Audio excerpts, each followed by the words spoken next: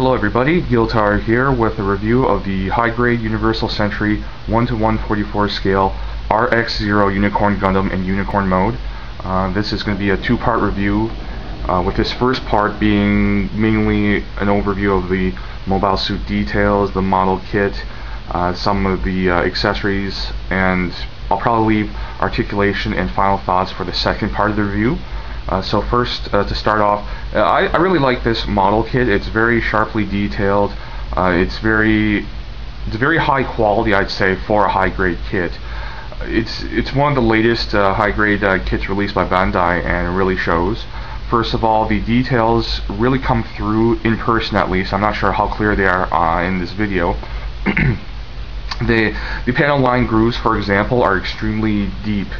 So much so that they do catch light and cast shadows and really show off the panels. And you know, to be honest, I don't think it's necessary to do some panel line accenting with like a Gundam marker or paint. You could if you wanted to, but you don't really need to.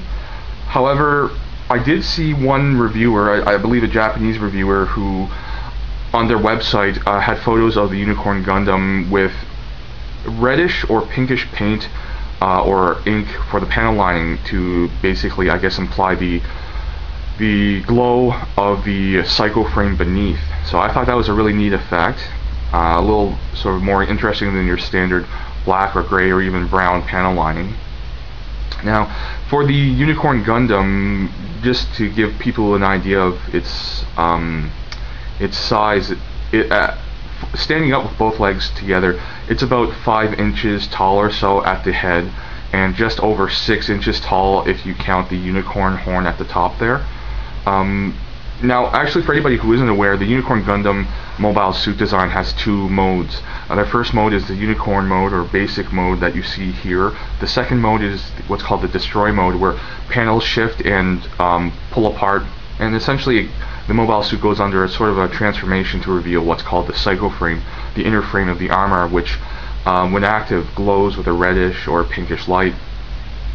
And in fact, the master grade model of this mobile suit came out, I think, last year or maybe the year before, and what it could do is that it basically allowed you to swap out, I think, parts or transform parts, move parts around, and basically go from Unicorn mode to Destroy mode and vice versa.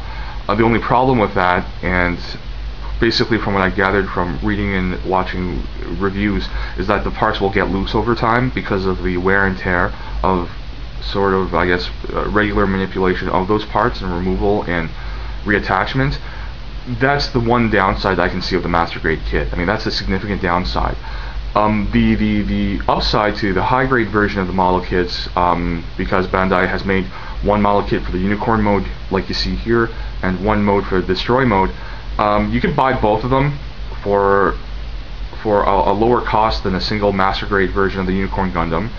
Then you can display them side by side, so you can display simultaneously the Unicorn mode and Destroy modes, without the sort of drawback of, you know, manipulating and removing parts all the time to get the, you know, the appearance.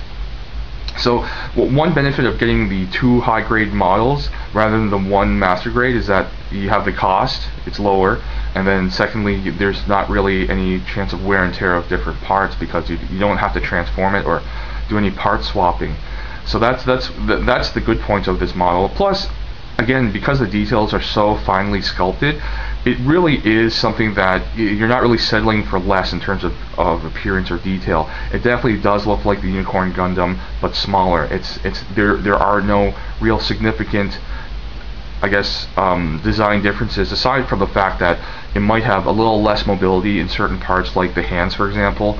The hands are not, they don't have articulation. They're just your standard one position hand. So like if you take a look here, the left hand is an open hand, and actually you get two of those, and the right hand is a trigger finger hand.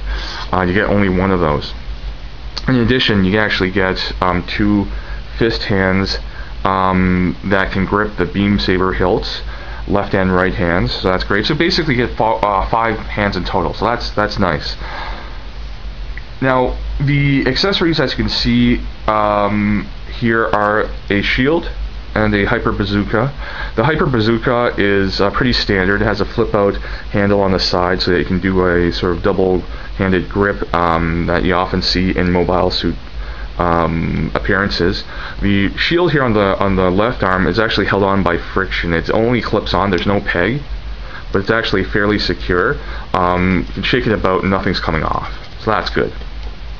I'll just take that off for now. And actually, in destroy mode in the Unicorn Gundam, the shield actually flips open and little, I guess, plates of the Psycho Frame come out and they're pink. Nothing like that here, but you see, the panel lines here that implies it can shift out. I guess to be more accurate, maybe because it's how they show it in the Master Grade model, these panels here should be maybe in like a pinkish reddish color. So that's something to consider if you do plan on customizing and painting the model further than just the default standard snap together appearance. In fact, the model kit only comes with 2 stickers. The first one I've applied, which is right under the lip of the helmet, the inner visor, where you can see it's sort of like a green, reflective green foil sticker. The other sticker is actually for the sight of the Hyper Bazooka, which I didn't put on. I'll be doing that at a later point.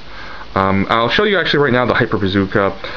Aside from just being able to be held, you can actually store it on the backpack of the Gundam, which has a little port in the center.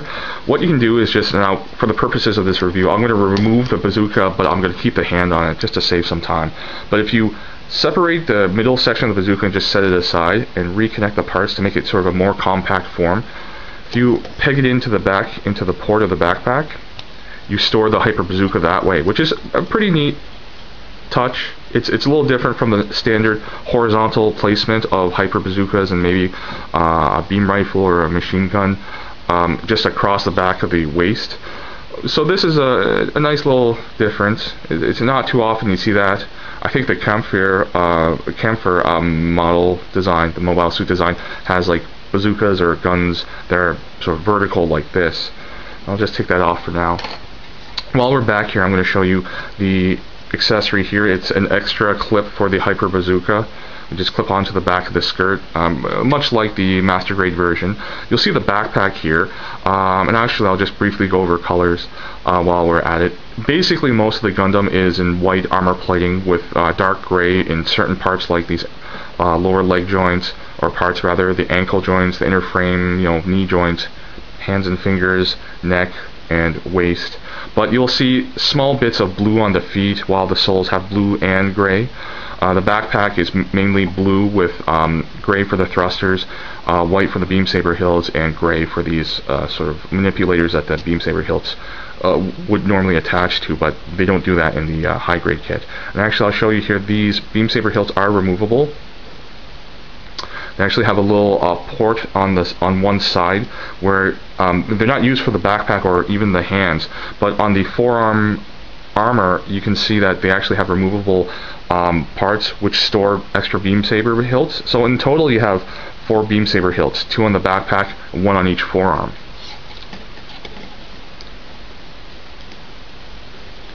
And actually the backpack is also removable. It just pegs into the back like that.